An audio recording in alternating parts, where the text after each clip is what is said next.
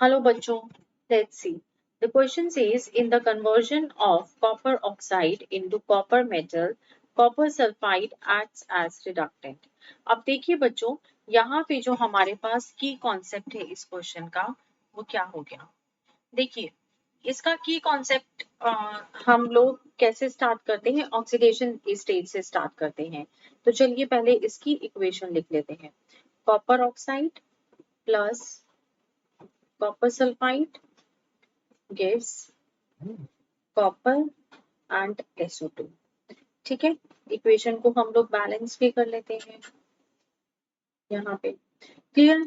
अब देखिए अगर मैं यहाँ पे इसके अंदर कॉपर का ऑक्सीडेशन नंबर देखूं तो वो मेरा है +1 और ऑक्सीजन का हमें पता है -2। फिर यहाँ पे अगेन +1 और यहाँ इसका -2। ये मेटालिक फॉर्म में आ गया, एलिमेंटल फॉर्म में मतलब, तो ये हो गया 0। सल्फर का ऑक्सीडेशन नंबर +4 और ऑक्सीजन का -2। अब इससे हमें क्या पता लग रहा है कि जो आपका कॉपर है, ठीक है, वो क्या हो रहा है, रिड्यूस हो रहा है। क्यों? क्योंकि आपकी ऑक्सीडेशन स्टेट +1 से किस पे जा रही है, 0 पे जा रही है। और जो सल्फर हो गया, सल्फर का अगर आप ऑक्सीडेशन स्टेट देखें तो वो कहाँ है, -2 से कहाँ पे जा रही है, वो यहाँ पे 4 पे जा रही है। ठीक है, इट मीन सल्फर तो आपका ऑक्सीडाइज हो रहा है। Clear.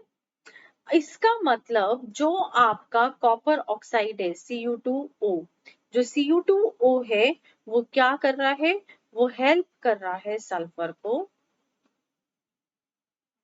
In Cu2S to increase the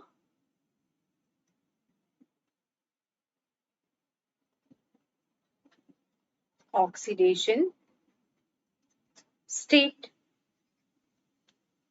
ठीक है, इसका मतलब अल्टीमेटली हम यहाँ पे क्या कह सकते हैं कि जो आपका कॉपर हो गया वो किसकी तरह एक्ट कर रहा है, कॉपर एक्ट कर रहा है एज द ऑक्सीडेंट। और जो सल्फर हो गया आपकी रिएक्शन में, वो सल्फर क्या है, वो सल्फर आपका हेल्प कर रहा है कॉपर Cu2S एंड Cu2O दोनों में ही टू डिक्रीज ऑक्सीडेशन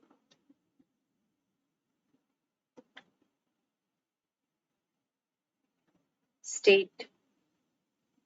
ठीक है, इसका मतलब जो सल्फर हो गया वो किसकी तरह काम कर रहा है, वो रिडक्टेंट की तरह काम कर रहा है।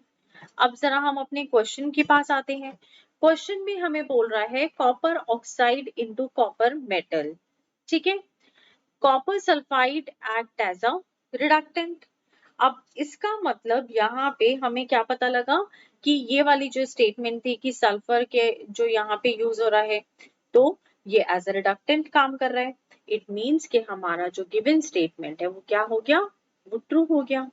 So this is the best suitable answer for this question. Thank you. All the best.